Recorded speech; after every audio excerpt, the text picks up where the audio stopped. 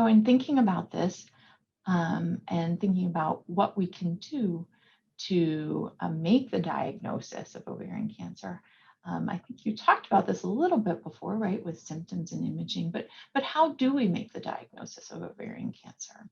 Yeah, sometimes this can be a couple of different types of situations that show up. Obviously, when you're seeing your doctor, sometimes this starts by, the basics of what a physician exam and history will include, which would be really investigating into your medical history, your recent symptoms, any history of cancer, like you mentioned.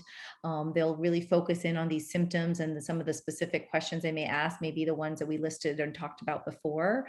We would want somebody to perform a pelvic examination. So if you're seeing a primary care doctor who does not perform pelvic examinations, that may be something to advocate for, to say, hey, think I need to see a gynecologist, or I need to see somebody in family medicine or internal medicine who does do pelvic exams. And that's a really big step. And it's hard to ask your doctor that when you're used to seeing only one person for a while. Sometimes your doctor will order some type of imaging test, and that means some type of pictures, whether it's an ultrasound, which is kind of a live view of what's happening, like we talked about, or even sometimes a CAT scan gets ordered. And then also some blood tests get ordered as well. So the lab tests that show up may also help guide your doctor to help make a decision about whether or not you need to see somebody who specializes in that. If there are a lot of these tests that are coming back that the concern is that this could be ovarian cancer, we really do recommend that people see someone who specializes in ovarian cancer. And so that's like Dr. Taylor and myself, a GYN oncologist, and that can be really important. A lot of the things that can be a little bit confusing are about, like, what are the different types of lab tests that get ordered. And so I think, the lab tests are something that are sometimes called tumor markers because they may signal that there is the presence of cancer cells. Again, they're not always perfect tests, but they can kind of help guide us one way or the other. Some of the ones that we mentioned before was something called CA-125.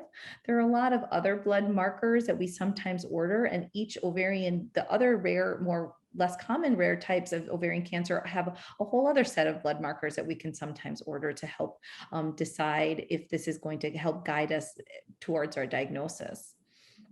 I think that, there's obviously testing that could be done that's genetic testing, but specifically for, as we're continuing the kind of the diagnosis route, we know that also the imaging is going to be the first step. Like we talked about ultrasound, some of the differences are trying to figure out, is this sort of a cyst on the ovary that's sort of like a water balloon and just fluid filled and doesn't have any complexity to it? Or is it something that has both sort of solid and fluid components that can look a little bit more complex, like a honeycomb?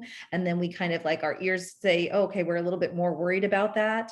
Those are kinds of ways that your doctors are going to help decide if something is necessary, such as a more extensive test, such as a CAT scan, which is an x-rays of various different slices through the body. Sometimes people hear about a PET or MRI. So all of these different imaging tests have their own purpose, and really talking to your doctor about choosing which one and why can be very helpful.